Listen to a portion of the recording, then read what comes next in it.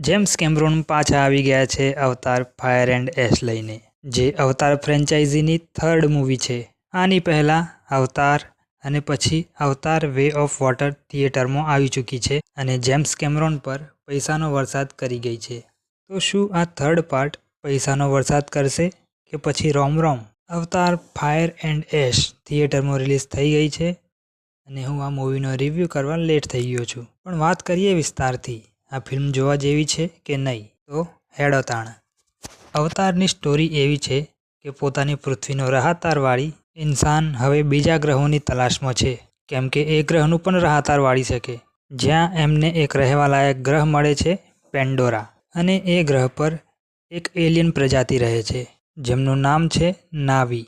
માણસો પેન્ડોરા પર કબજો કરવા માંગે છે અને નાવી લોકો તેમને બગાડવા માંગે છે. પછી શરૂ થાય છે મહાયુદ્ધ. હવે આ યુદ્ધમાં જેકની ફેમિલી પણ ઇન્વોલ્વ થઈ ગઈ છે. મને કેમ એવું લાગે છે કે હું અવતાર પાર્ટ 2ની વાત કરું છું, કેમ કે સ્ટોરી સેમ છે. મતલબ વિઝ્યુઅલી મૂવી એક નંબર છે. Grand salute, this is it, 10માંથી 10.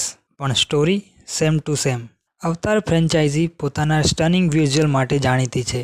એને પેન્ડોરાના ઉડતા પર્વતો, પેન્ડોરાની સમુદ્રની દુનિયા, પેન્ડોરાના જાનવરો, બધું જ લાજવાબ. અને 3Dમાં તો તમને આંખોમાં ઓર્ગેઝમ આવી જશે. આગવાળી સિક્વન્સ, પાણીની અંદર, પાણીની બહાર. 3Dમાં તો તમને એવું લાગશે કે તમે પોતે પાણીમાં તરી રહ્યા છો. પણ સ્ટોરી, મૂવીના પ્લોટની વાત કરીએ તો એમાં કંઈ નવું નથી.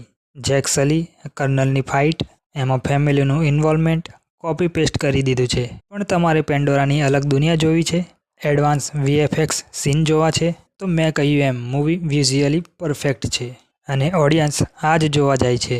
આ એ જ ફિલ્મ છે જેના માટે થિયેટર્સ બન્યા છે. આ એ જ મૂવી છે જેના માટે 3D બન્યું છે. આના માટે જ તો આઈમેક્સ બન્યું છે. મૂવીમાં આ વખતે પેન્ડોરાની એક નવી પ્રજાતિ ઇન્ટ્રોડ્યુસ કરી છે જે આગને કંટ્રોલ કરી શકે છે. આ વખતે ડિઝની સ્ટુડિયો જેમણે આ મૂવી બનાવી છે, એમણે એક માસ્ટર સ્ટ્રોક રમ્યો છે. આ મૂવી સાથે માર્વલની આવનારી બિગેસ્ટ મૂવી એવેન્જર્સ ડૂમ્સડે ના ટીઝર અટેચ કરવામાં આવ્યા છે, જેને જોવા માટે ઓડિયન્સ વધારે એક્સાઇટેડ છે. ઓવરઓલ ફિલ્મ સારી છે. એક અલગ દુનિયા એક્સપિરિયન્સ કરવી હોય તો એકવાર જરૂર ટ્રાય કરજો. પણ સ્ટોરીથી કોઈ એક્સપેક્ટેશન ના રાખતા.